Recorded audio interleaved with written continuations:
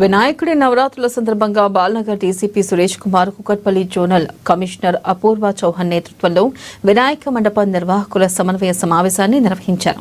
ఇక ఈ కార్యక్రమంలో అన్ని శాఖల అధికారులు, గణేష్ ఉత్సవ కమిటీ నిర్వాహకులు పాల్గొన్నారు. నవరాత్రుల్లో తీసుకోవాల్సిన జాగ్రత్తలు, చేపట్టాల్సిన చర్యల గురించి సమావేశం నిర్వహించుకున్నట్లు డీసీపీ సురేష్ కుమార్ చెప్పారు. గణేష్ ఉత్సవ కమిటీ నుంచి సూచనలు, సలహాలు తీసుకుని సంబంధిత డిపార్ట్మెంట్లతో సమన్వయం చేశామని చెప్పారు. ట్రాఫిక్, ఫైర్, రోడ్స్, ఎలక్ట్రిసిటీ సంబంధించిన వాటిపై ఎలాంటి చర్యలు తీసుకోవాలి, జాగ్రత్తలు పాటించాలి అనేది వివరించారు. ఇక ప్రతి సంవత్సరంలాగే గణేష్ నవరాత్రులు సాఫీగా జరుగుతాయని కుక్కట్పల్లి జోనల్ కమిషనర్ అపూర్వ చౌహాన్ ఆకాంక్షించారు.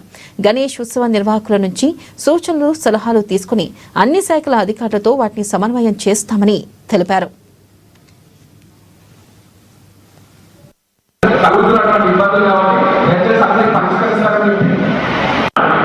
పిఎస్లో పర్మిషన్ ఇస్తున్నారు. ఫస్ట్ సొసైటీ పర్మిషన్ ఇవ్వాలండి, ఎన్ఓసి ఇవ్వాలి. గణేష్ ఆ విధంగా రూల్ ఫామ్ చేయాలని చెప్పేసి మిమ్మల్ని ముఖ్యంగా కోరుతున్నాను.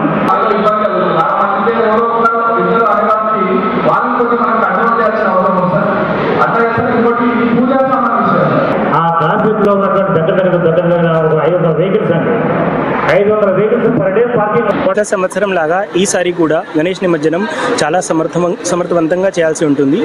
దీనికి ఏదైనా లాస్ట్ టైం లోపాలు ఉన్నాయో దీనికి ఎట్లా పరిష్కరిస్తూ ఈసారి ముందుకు వెళ్ళొచ్చు, దీనికి ఈ సమావేశం చేయడం జరిగింది. అందులో కొన్ని మంచి సలహాలు, సూచనలు కూడా ఉన్నాయి. దీనికి అన్నీ పరిష్కరిస్తూ అమలు చేస్తాం.